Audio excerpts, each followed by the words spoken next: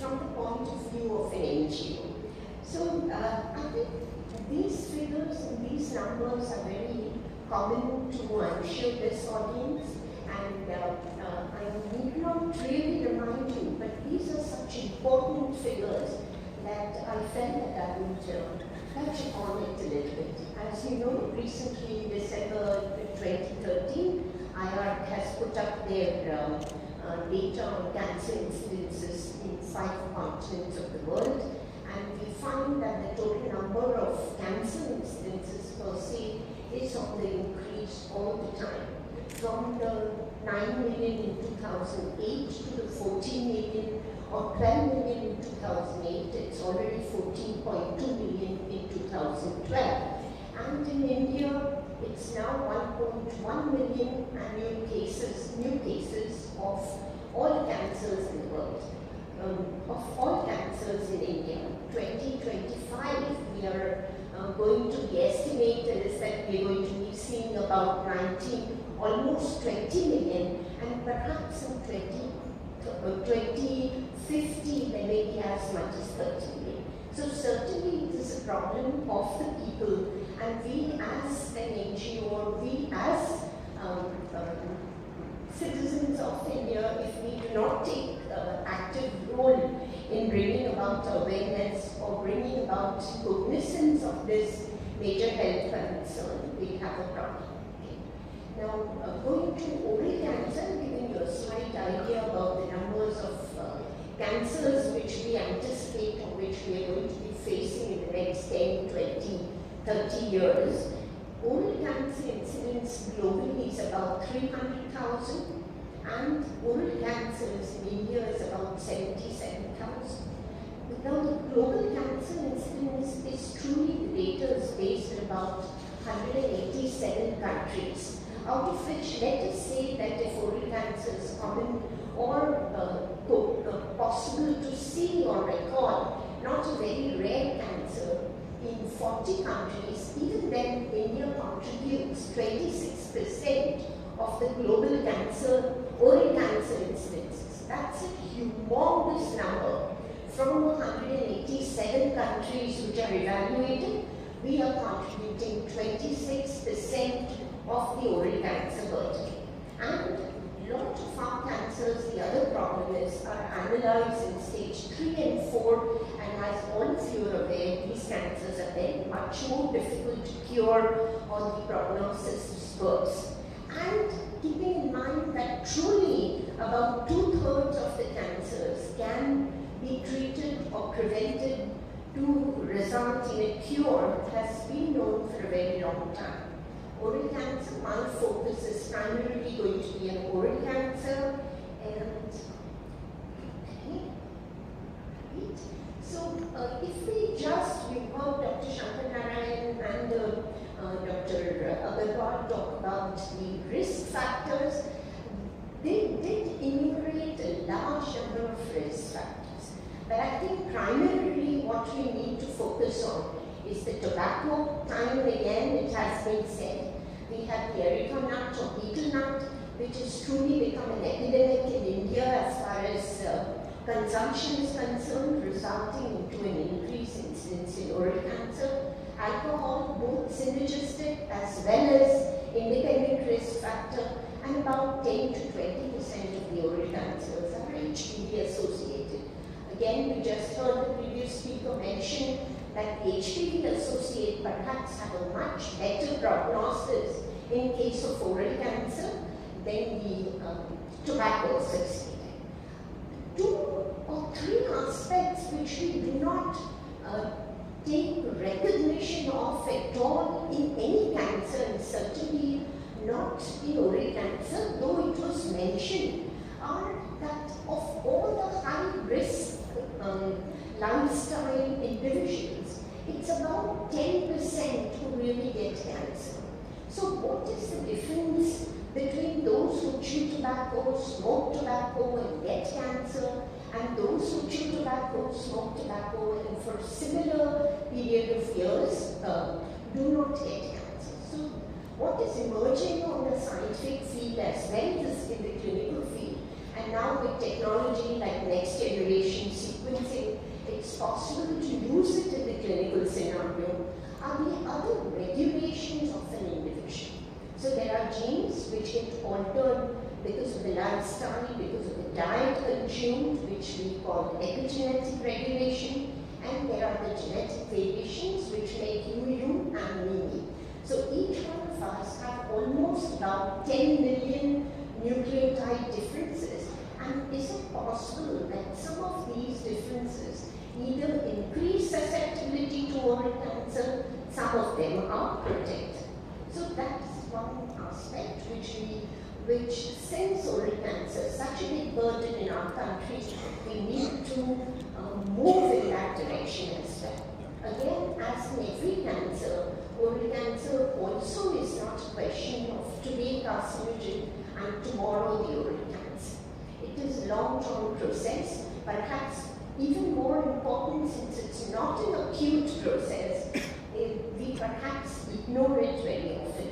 So just I'm showing you the different histopathological and different molecular pathological changes which occur in oral cancer, and truly they do not occur independently, but they occur parallelly or together. So as NGOs, what should we be doing? Screening. You heard the last word from Dr. Shankar Narayan, screening, except for oral examination. Screening, there's not a lot that we can do. Is it possible to prevent? And maybe I'd like an answer from the audience. Is it possible to prevent the oral cancer? A big question mark at this stage. And truly one way to prevent oral cancer would be no tobacco. And early detection certainly has much better prognosis. So we need to be aware, and we need to make our communities aware of products. So in CPA, or Cancer Patients Aid Association, what is our philosophy? What is it that we do to contribute to lessen the burden of cancer and certainly oral cancer as well? So the various, our founder director, Shri Sapruji, he kind of coined the term total management of cancer, and truly implied complete and total management.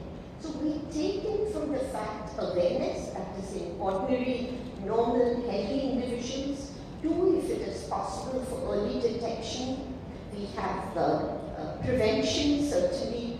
We go into additional aspects like cancer insurance, we go into patient care, we go into advocacy, and we go into post or cancer survivors. What is it that CPA can do for them? And that is rehabilitation.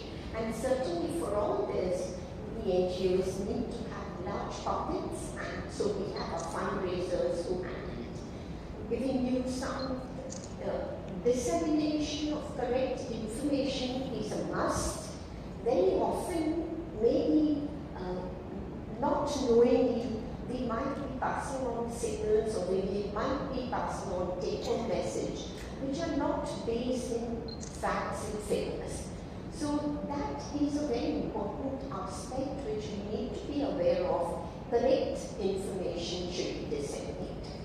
It's not, of course, not we little Google. A lot of information we do get from Google, but it needs to be weaned, needs to be proven in clinical trials, need to have strong basis to make these statements and pass on the word to the general public.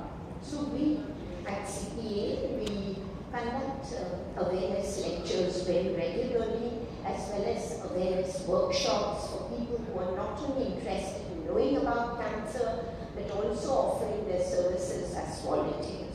We go into corporate offices, we have been going into factories, into hotel employees, police stations, and this is a very strong group of tobacco chewers. You will find it on almost every, at least in Maharashtra and in Bombay, they are very hardcore tobacco chewers, a big population. So we expose them to the hazards of tobacco. We've also been going into select groups like prison groups, red light areas, and we've reached almost 300,000 people so far and given them the information. So we have discussions, very often we have exhibitions which inform on the hazards. We go into very strongly, we've been promoting and going into tobacco cessation. We have infomercials and films on tobacco. Government has also taken up a very positive stance. We hear it on radio, we hear it, we see it in theatres, and we have online access for anyone who, as well as phone access for anyone who's interested in getting any kind of counselling on either cancer or tobacco awareness. Screening, cancer screening, what can NGOs do in cancer screening? There is limited success in cancer screening, but whatever can be done, we should be moving into.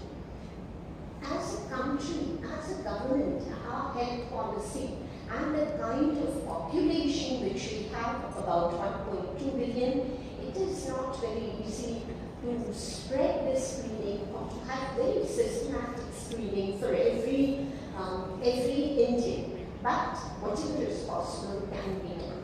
And the purpose of this screening should be and should prove that it prevents a cancer or interrupts a cancer or delays a cancer, makes a person aware of cancer.